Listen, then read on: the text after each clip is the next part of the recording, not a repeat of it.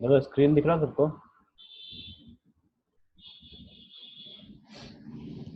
PDF दिख रहा सबको?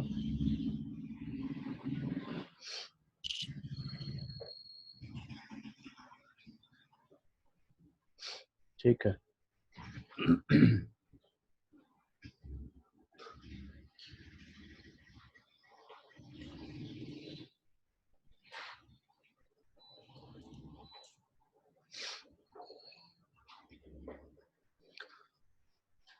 देखिए, जब हम न्यूक्लियोफिलिक सब्स्टिट्यूशन रिएक्शन पढ़ते हैं तो उसमें हमारे पास दो चीजें होना कंपलसरी है। ठीक है, एक तो न्यूक्लियोफाइल और जो दूसरा है वो है सबस्ट्रेट। ठीक।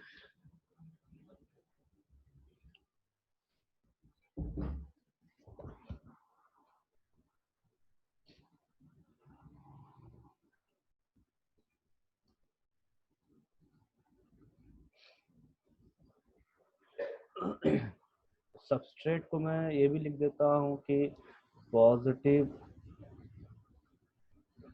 पॉजिटिव चार्ज या फिर न्यूक्लियस। ठीक है, सबस्ट्रेट को ये भी लिख देते हैं, चाहे वो पॉजिटिव चार्ज होगा चाहे न्यूक्लियस होगा।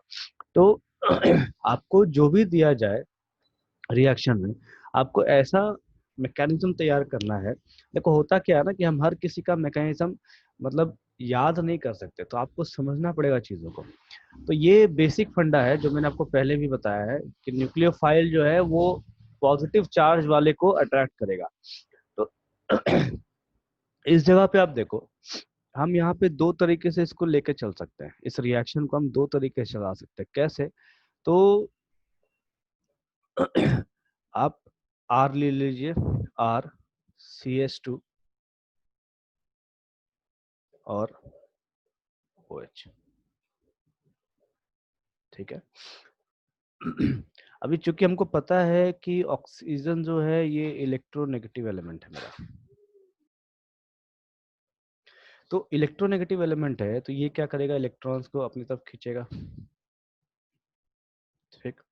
तो उसके वजह से इसके ऊपर एक पार्शियल नेगेटिव चार्ज का डेवलपमेंट होता है। तो इसके ऊपर अगर पार्शियल नेगेटिव होगा तो जाहिर सी बात है कार्बन के ऊपर में पार्शियल पॉजिटिव चार्ज का डेवलपमेंट होगा। ठीक है।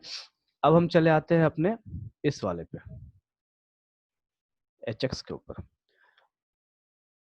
HX है, चूंकि X है तो ये भी इलेक्ट्रोनेगेटिव एलिमेंट है, तो ये क्या करेगा, इलेक्ट्रॉन्स को अपनी तरफ खींचेगा। ठीक, इस तरीके से। और हमको ऐसा ये देखने को मिलेगा। ठीक है, पहला चीज। तो अगर हम इसे दो तरीके से कैरी फॉरवर्ड कर सकते हैं, या तो आप X माइनस को लेके चलिए या फिर आप H प्लस को लेके चलिए।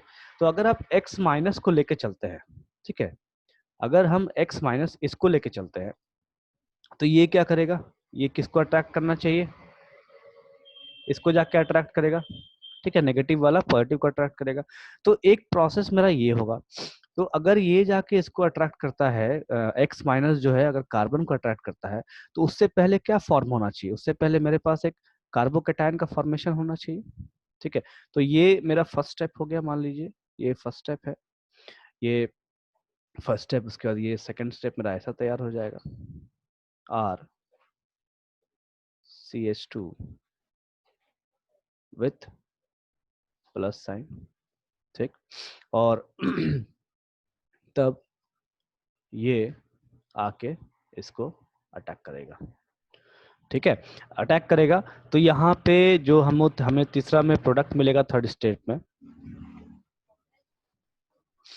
वो हमें इस तरीके से चालू हो जाएगा।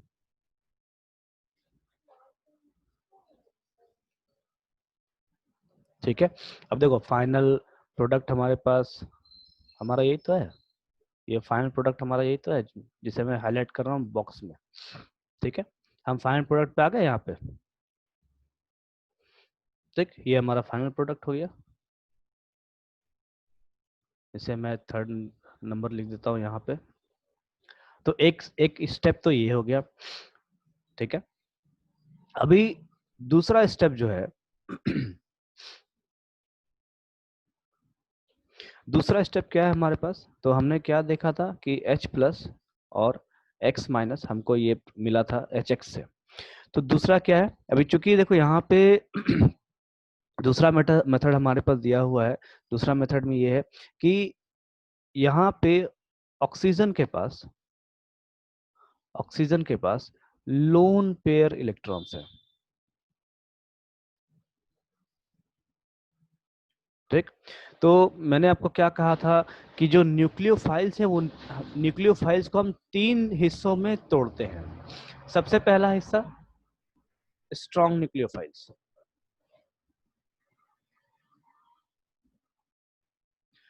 दूसरा हिस्सा वीक न्यूक्लियोफाइल्स। ठीक, उसके बाद इसको वापस से तोड़ा जाता है कैसे? तो सबसे पहले आप इसको तोड़ोगे, इसको एक सेकंड, इसमें एक चीज हम और लिख सकते हैं, डीलोकलाइज्ड इलेक्ट्रॉन्स भी हम डाल सकते हैं।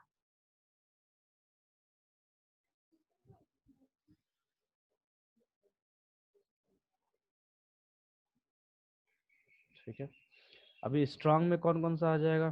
तो स्ट्रांग में आपके हो जाएंगे नेगेटिव चार्ज वाले, वीक में आपके हो जाएंगे लोन पेयर वाले,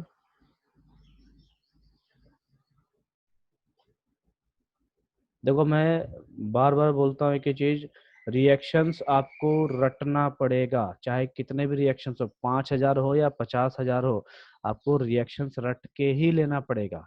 ठीक, आप मैकेनिज्म समझ सकते हैं, मैकेनिज्म से आप चाहे तो प्रोडक्ट बना सकते हैं, लेकिन आपको मैकेनिज्म भी तगड़ा समझ में आना चाहिए, मतलब आपका मैकेनिज्म दिमाग में बैठा होना चाहिए कि ये चीजों को हम ऐसे कैरी फॉरवर्ड कर सकते हैं। ठीक है, तभी आप रिएक्शन बना पाओगे खुद से। और अगर रिएक्शन खुद से आप नहीं बना पाएंगे तो उससे सबसे बेस्ट वे है कि आप रिएक्शन को रटना सीखिए। ठीक है, रटने का तरीका है लिख लिख के प्रैक्टिस करना, क्योंकि ये फिजिकल केमिस्ट्री नहीं है। तो दो चीजें न्यूक्लियोफाइल के, एक तो हो गया नेगेटिव वाला जो स्ट्रॉन्ग कहलाता है, एक वीक हो गया जो लोन पेयर्स है। डीलोकलाइज में मेरे पास डबल बॉन्ड या फिर ट्रिपल बॉन्ड चला आएगा। ठीक है, डबल या फिर ट्रिपल बॉन्ड। तो ये मेरे पास 3 तरीके का न्यूक्लियोफाइल्स हो गया। अभी इस जगह पे आप देखो, ये जो H प्लस है ये मेरे पास क्या है? तो इलेक्ट्रोफाइल कहलाएगा H प्लस मेरा।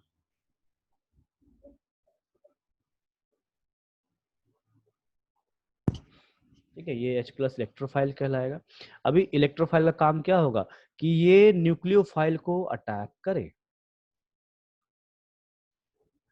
तो ये किसको अटैक कर रहा है? यहाँ से इस न्यूक्लियोफाइल को। ठीक है, इलेक्ट्रोफाइल अटैक कर रहा है किसे? तो इस न्यूक्लियोफाइल को। मैं यहाँ मार्क कर देता हूँ। ठीक है, तो ये मेरा फर्स्ट स्टेप हो गया। अभी जब H प्लस इसे अटैक करेगा, तो अटैक करने के साथ ऐसा नहीं कि तुरंत ये बाहर हो जाएगा। अटैक करने के बाद क्या करेगा? तो इसमें ये एक ऑक्सीजन के साथ एक नया बॉन्ड का फॉर्मेशन करेगा, जिसे हम टेम्पररी फॉर्मेशन कहते हैं। ठीक है, ये मेरा टेम्पररी फॉर्मेशन है, इसीलिए यहाँ पे अनस्टेबल लिखा गया है, क्योंकि ऑक्सीजन में कभी भी 3 बॉन्ड नहीं आता।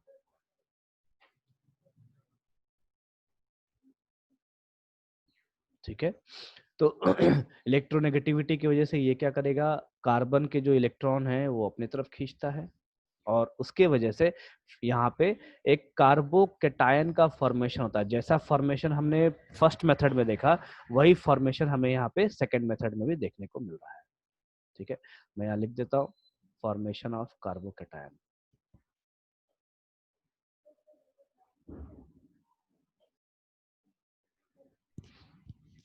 ठीक है, अब देखिए आपका फर्स्ट स्टेप और सेकंड स्टेप दोनों मैच कर गया। हमको क्या चाहिए? बेसिकली ये कार्बोकेटायन चाहिए, ताकि वो एक्स के साथ, ये जो एक्स है हमारा, इसके साथ वो ज्वाइन हो सके। ठीक है, तो जाने का तरीका क्या है, एक में हमने x माइनस से दिखाया, एक में हमने x माइनस से दिखाया रिएक्शन, मतलब स्टार्टिंग फेज दिखाया, और एक में हमने H प्लस से स्टार्टिंग दिखाया कि इससे रिएक्शन हो रहा है। ठीक है, अभी जो आपको कार्बोकैटायन मिल गया, तो जो x है आपके पास, ये माइनस क्या करेगा, इस प्लस को अट्रैक्ट करेगा। ठीक है, और उसके बाद हमें ये प्रोडक्ट देखने को मिलता है। तो ये हमारा फाइनल प्रोडक्ट है और ये हमारा मैकेनिज्म भी है। क्लियर हो गया आशीष?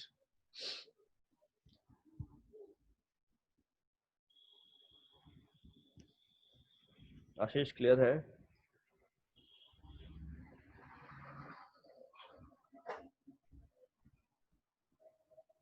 और किसी कोई डाउट है किसी में?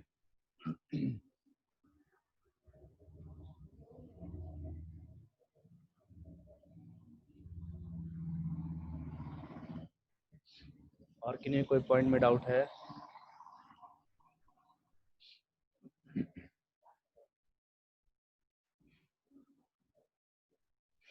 ठीक है, देखो रिएक्शंस याद करना इतना आसान नहीं है। ठीक है, मैं आपको एक तरीका बता रहा हूँ कि आप कैसे याद करेंगे। देखिए, यही तरीका मैंने पिछले साल क्लास को बताया था और यही तरीका उसके पिछले साल क्लास को बताया था। ठीक है, तो जो फर्स्ट बैच था उन लोगों ने किया, लेकिन आपके पहले वाले जो सीनियर है उन लोगों ने नहीं किया। ठीक, तो स्पून फीडिंग कहीं कुछ नहीं होता। ऐसा नहीं कि हम आपको घोल के पिला सकते हैं रिएक्शंस को। ठीक है, आपको खुद मेहनत करना होगा, रटना आपको होगा, हम सिर्फ समझा सकते हैं और बता सकते हैं। ठीक है, मैं एक चीज दिखा, देखो आपको असाइनमेंट भी मिलेगा कि रिएक्शंस प्रैक्टिस करने के लिए, और जो सोल्यूशन है वो भी मिलेगा। ठीक, साथ में आपको क्या करना है, मैं आपको जैसे जैसे रिएक्शंस बताते जाऊं, जैसे यहाँ पे देखिए फर्स्ट रिएक्शन, सेकंड रिएक्शन, और ये तीसरा रिएक्शन, तीन रिएक्शन है आपके पास।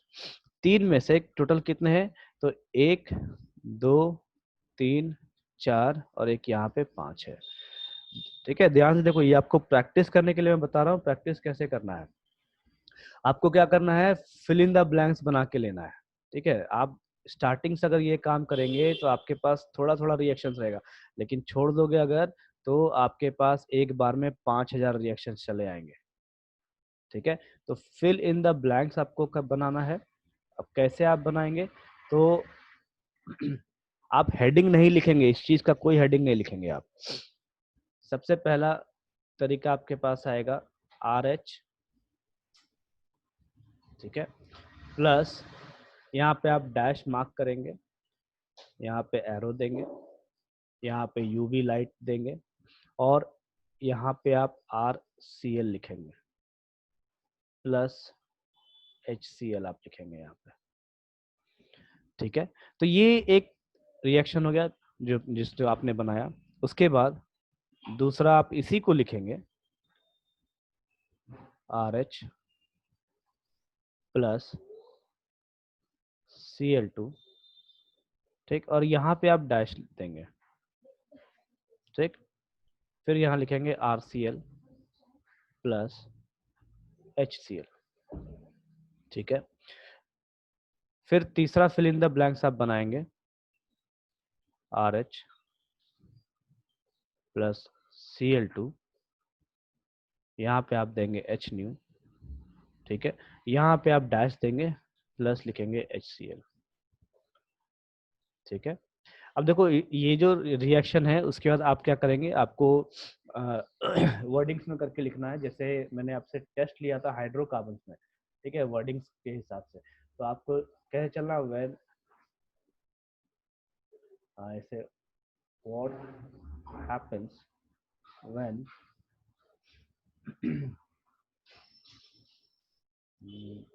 Hello alkane reacts with halogen in the presence of light। तो ये क्वेश्चन है जो आप तैयार करेंगे। ठीक है, ध्यान से देखिए, मैं आपको लिखने और पढ़ने का तरीका बता रहा हूँ। ठीक है, there is no shortcut for any reaction. रह गया बात आपको कंडेंस्ड फॉर्म में देने का। तो आपको जैसे मैंने स्टेप अप रिएक्शन करवाया था, ठीक है, तो उसी टाइप से आपको सारा सीरीज में दूंगा कि जो भी रिएक्शंस है एक सिंगल पेज में कैसे लिखा जाता है, ठीक है, उस तरह के सारा आपका दूंगा। लेकिन आपका काम ये रहेगा कि आपको, अरे निकल के नहीं बोल सकती है क्या?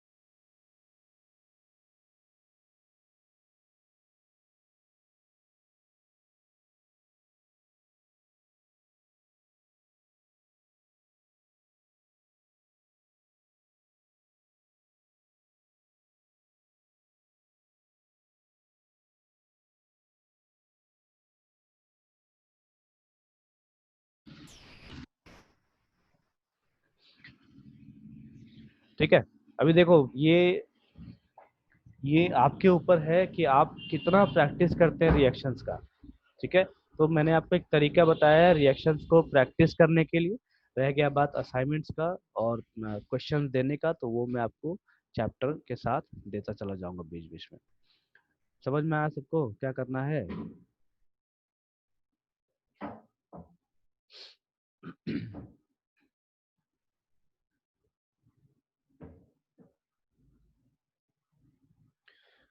लेकिन याद से ये चीज जो है ये आपका हर क्लास के बाद हर दिन होना चाहिए। मैं जिस दिन आपको रिएक्शन बताऊं, जिस दिन मैकेनिज्म बताऊं, वो चीज आप करेंगे ही करेंगे। जैसे आज मैंने इस मैकेनिज्म का दो तरीका बताया लिखने का, तो उन दोनों तरीके को आप लिखेंगे, प्रैक्टिस करेंगे, ठीक है। ये पूरा प्रैक्टिस के वजह से होता है, ठीक।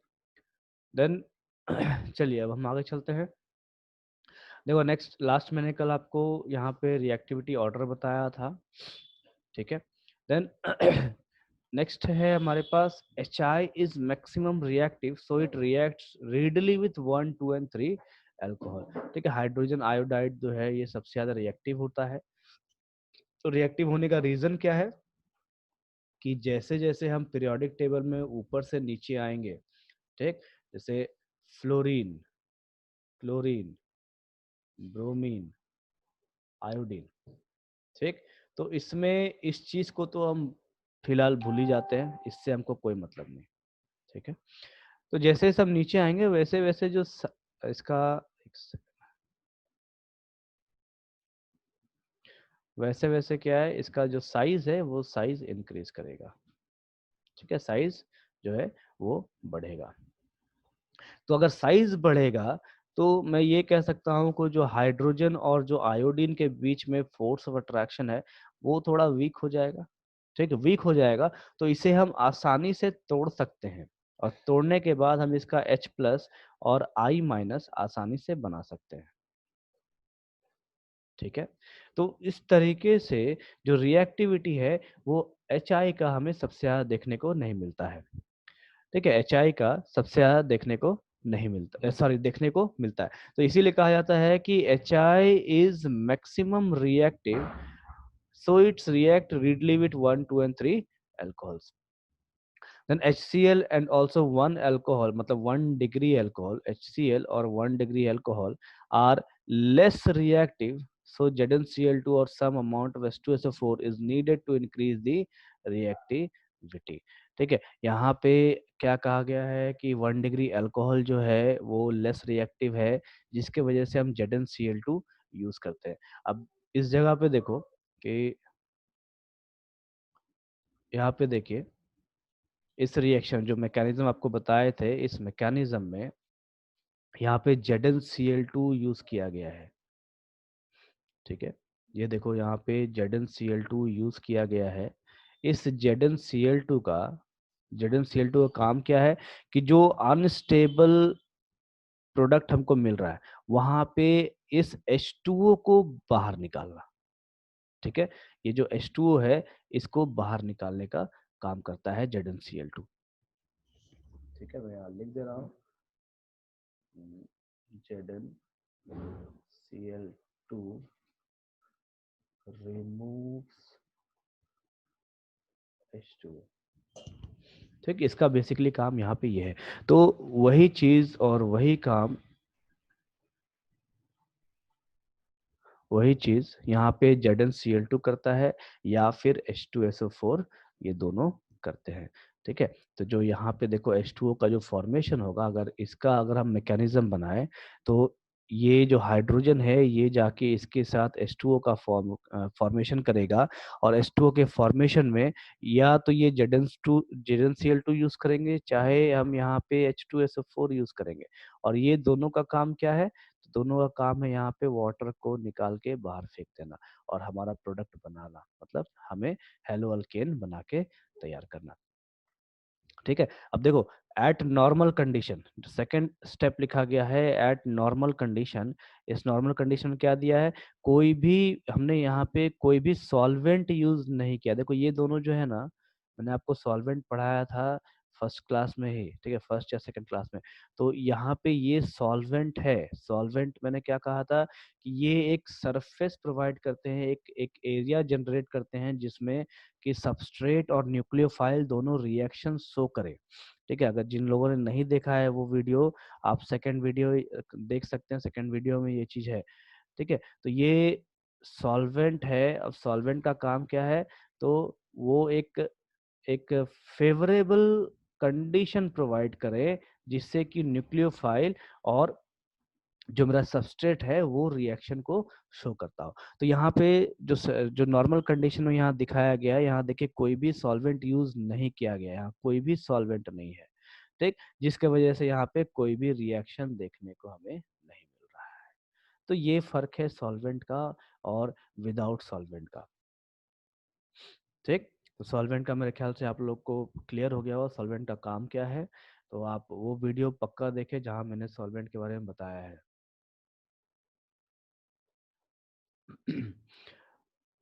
देन नेक्स्ट यहाँ देखिए एक नोट है और वेरी इंपॉर्टेंट नोट है।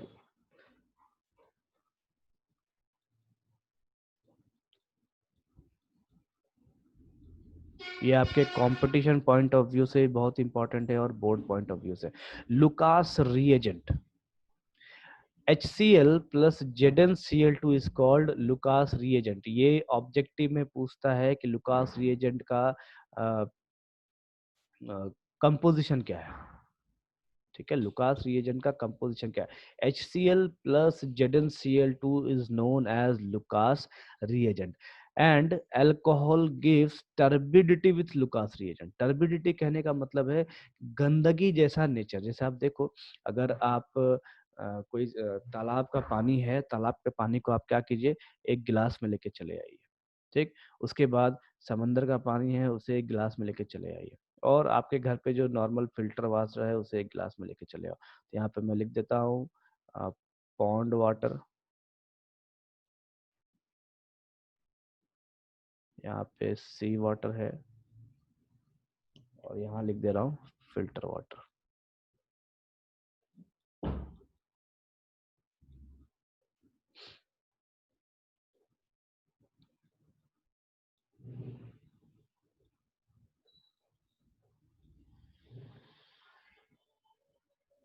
ठीक है, अभी आप देखो, अगर आपने कभी देखा हो ऐसा, तो पॉन्ड वाटर में जो तालाब का जो पानी है उसमें काफी गंदगी होती है, पानी आपका साफ नहीं दिखता, पीलापन या हरापन ऐसा कुछ रहता है उसमें।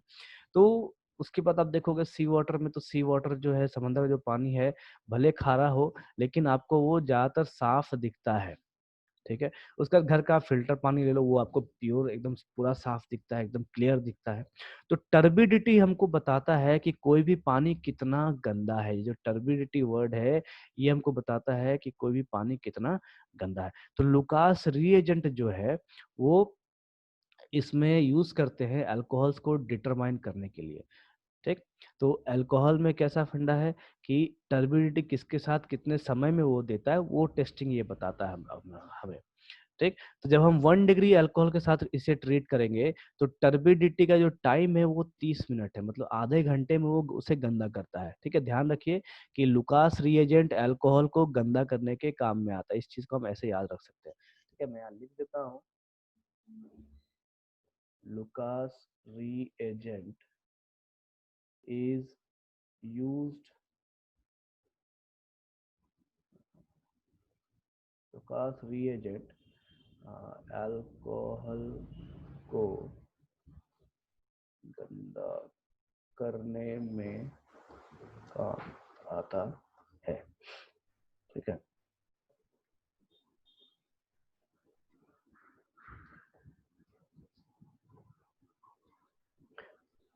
अकॉर्डिंग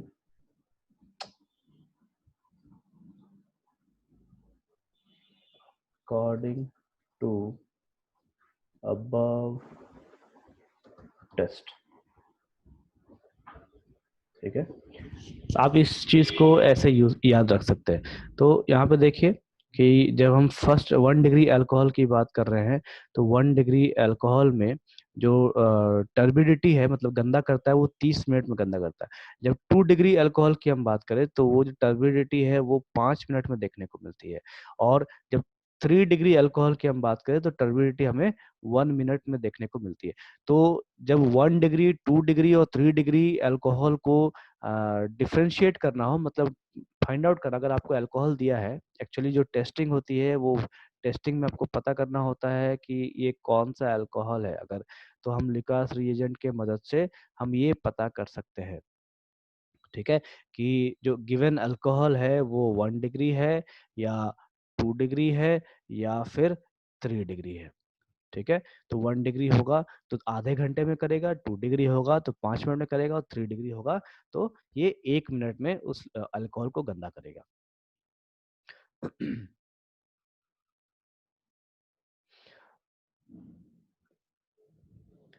देन नेक्स्ट प्रिपरेशन है हमारे पास by the action of phosphorus halides. हमने ऊपर में जनरल जनरल हमने पढ़ा कि by the action of HX on alcohol. ठीक है, हाइड्रोजन हलाइड के मदद से अल्कोहल पे क्या रिएक्शन देते हैं और कैसे प्रिपेयर करते हैं वो हमने देखा। यहाँ पे हम देखेंगे bye the action of phosphorus halides. ठीक है, ये हमारा फॉस्फोरस हलाइड है PCl5 और PCl3। ठीक, यहाँ पे भी जो रिएक्शन है वो रिएक्शन सेम चलेगा। हम यहाँ पे रिएक्शंस हम क्या बात कर रहे हैं, तो न्यूक्लियोफाइल प्लस सबस्ट्रेट की हम बात कर रहे हैं।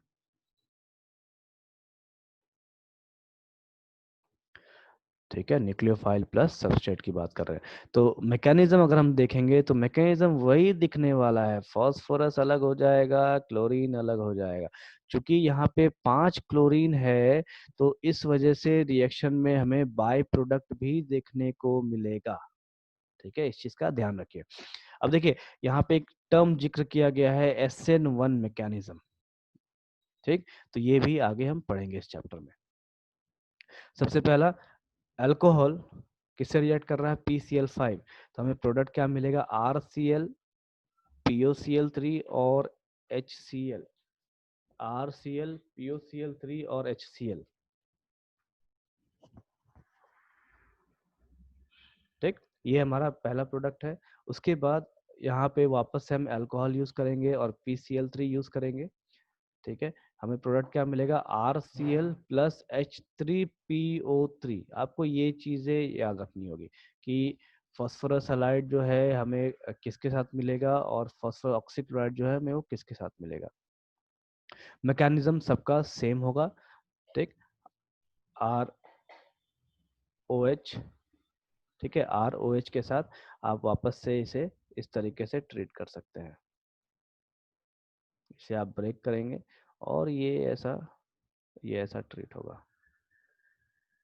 ठीक है, लेकिन यहाँ पे आपको मैकेनिज्म थोड़ा लंबा जाएगा और कंफ्यूजन क्रिएट करेगा। क्यों? क्योंकि आप जनरल चीजें यहाँ पे अप्लाई करेंगे। इस जगह पे हमें एक बाय प्रोडक्ट भी देखने को मिल रहा है, दैट इज HCl। ठीक है, तो आप अगर बनाएंगे इसे तो ये आपका HCl और RCl आपको दोनों मिल जाएगा, लेकिन आप इसको नहीं बना पाएंगे। ठीक है, बाई प्रोडक्ट। तो जनरली हम जो मैकेनिज्म में शो करते हैं वो हम मेजर प्रोडक्ट शो करते हैं। ठीक है, हमें बाई प्रोडक्ट से कोई खास मतलब नहीं रहता है, इस चीज का हम ध्यान रखेंगे। देन नेक्स्ट है by reaction with thionyl chloride. ठीक है, अभी हम जो भी पढ़ रहे हैं सब method of preparation of hello alkane देख रहे हैं। ठीक है, इसे डार्जेंस प्रोसीजर भी कहा जाता है। इसमें दोनों मैकेनिज्म इन्वॉल्व है, SN1 mechanism and SN2 mechanism. ठीक, ये काफी इंपॉर्टेंट है, वेरी इंपॉर्टेंट, मैं लिख रहा हूँ, इसे डिस्कस करेंगे इसी चैप्टर में। ठीक है, वेरी इंपॉर्टेंट आपके बोर्ड के लिए भी और कंपटीशन के लिए भी।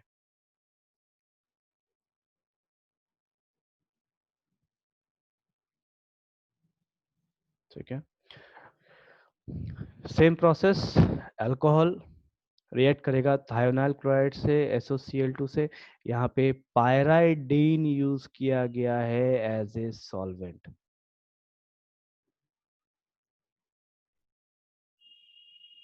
ठीक है, पायराइडीन एज ए सॉल्वेंट यूज किया गया है। हमें प्रोडक्ट क्या मिल रहा है, तो RCl, SO2 और HCl। ठीक, देन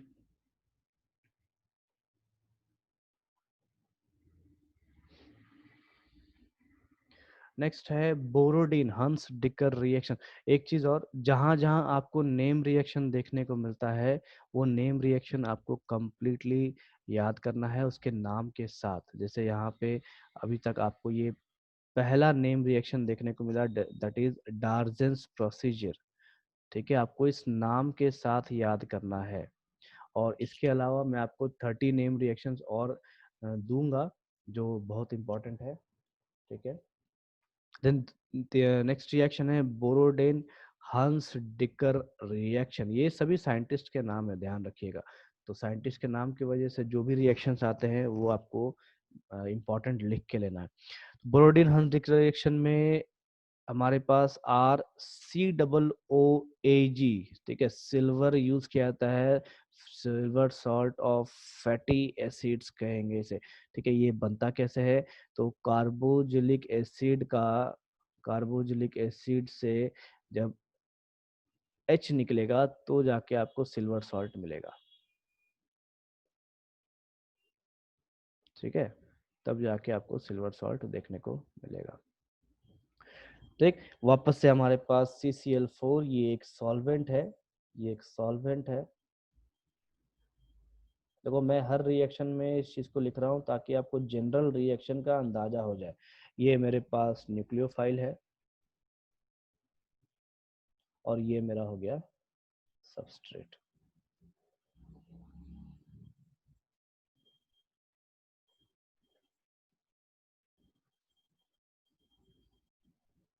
ठीक है, ये मेरा हो गया substrate.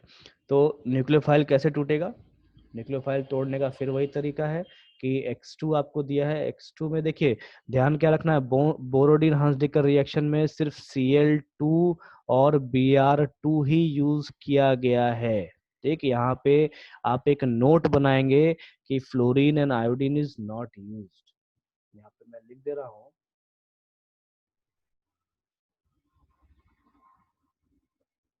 Note F and I is not used। ठीक है, ये आपका एक इम्पॉर्टेंट नोट है, आप इस चीज को यहाँ लिख कर गए, fluorine and iodine is not used.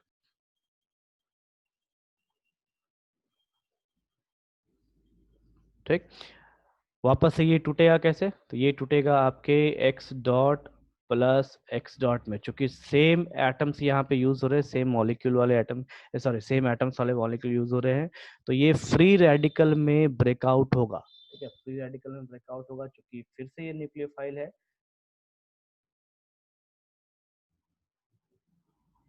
तो ये इस तरीके से रिएक्शन को आगे बढ़ाएंगे।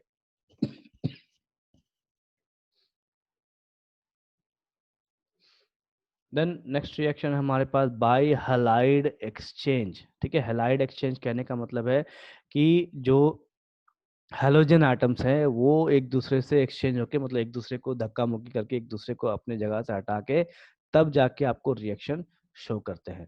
तो देखिए यहाँ पे सबसे पहले RCl और RBr, या तो RCl यूज कीजिए चाहे RBr यूज कीजिए। हम सबको पता है कि आयोडीन का जो रिएक्टिविटी है वो ज्यादा है हर किसी से, चाहे ब्रोमीन से कह लीजिए चाहे आप क्लोरीन से कह लीजिए। ठीक, तो इस कंडीशन में देखो जब Ki रिएक्ट करता है तो Ki क्या करेगा, इसमें से आयोडीन जो है ये ब्रोमीन को यहाँ से रिप्लेस करेगा, चाहे तो क्लोरीन को रिप्लेस करेगा और हमको प्रोडक्ट क्या देगा, Ri देगा। ठीक, तो इसमें हम कैसे देखेंगे, यहाँ पे फिर से हम अगर मैकेनिज्म देखना चाहे तो यहाँ पे हम इस तरीके से बना सकते हैं, डेल माइनस, इसका हम डेल प्लस बना सकते हैं, जो कि इलेक्ट्रोनेगेटिव एटम है क्लोरीन इसलिए। और इसके बाद यहाँ पे जो मुझे देखने को मिलेगा वो मिलेगा आयोडीन माइनस। ठीक है, आयोडीन माइनस कहाँ से आ रहा है, तो Ki से मुझे आयोडीन माइनस मिल रहा है, K प्लस और आयोडीन माइनस। ठीक है, तो ये जो माइनस है ये किसे अटैक करेगा, इस प्लस वाले को अटैक करेगा और तब जाके हमें प्रोडक्ट क्या देगा, Ri। ठीक है, और जो क्लोरीन है ये क्लोरीन किसे अटैक करेगा, तो इस K प्लस को अटैक करेगा और तब जाके हमें प्रोडक्ट देगा KCl। तो आप या तो Cl यूज कर सकते हैं चाहे आप यहाँ पे ब्रोमीन यूज कर सकते हैं। ठीक है, इसे देखिए कांस्टेंट फिंकलस्टीन रिएक्शन कहते हैं, तो आप इस कॉनेंट को भूल जाइए, सिर्फ फिंकलस्टीन रिएक्शन को याद रखिए। ठीक, ये भी एक नेम रिएक्शन है। देन नेक्स्ट, और मेरे ख्याल से आपने कुछ कुछ रिएक्शंस 11th के हाइड्रोकार्बन्स में भी पढ़ा है, आप नोट उठाओगे तो आपको दिख जाएगा ये सब नेम्स वहाँ पे। देन नेक्स्ट है हमारे पास स्वाट रिएक्शन। स्वाट रिएक्शन ये भी एक नेम रिएक्शन है। स्वाट रिएक्शन में HgF2 यूज किया जाता है, मर्क्यूरस फ्लोराइड यूज किया जाता है विथ CH3Cl, और हमें क्या मिलाता है यहाँ पे, तो फ्लोरीन देता है। ठीक, फ्लोरीन देता है, चूंकि fluorine is the most electronegative element, तो ये क्या करेगा, यहाँ से क्लोरीन को यहाँ से निकाल के बाहर फेंकेगा। ठीक है, और तब जाके आपको प्रोडक्ट मिलेगा फ्लोरीन का। क्योंकि फ्लोरीन है तो यहाँ पे आपको कोई भी सॉल्वेंट की जरूरत नहीं है। ठीक, ध्यान से देखिए यहाँ पे कहीं पे भी सॉल्वेंट लिखा हुआ नहीं है। ठीक है, तो इस चीज को आपको ध्यान रखना, मैंने आपको कहा था कि फ्लोरीन के साथ कंडीशंस बदल जाते हैं। ठीक है, then Ri and RF can be prepared by this method only. यहाँ पे जो Ri है और RF है वो सिर्फ इन दोनों, इसके साथ इसी मेथड से बनाया जा सकता है। ठीक है, आज का लेक्चर यहीं रखता हूँ, बाकी जो भी जितने भी रिएक्शन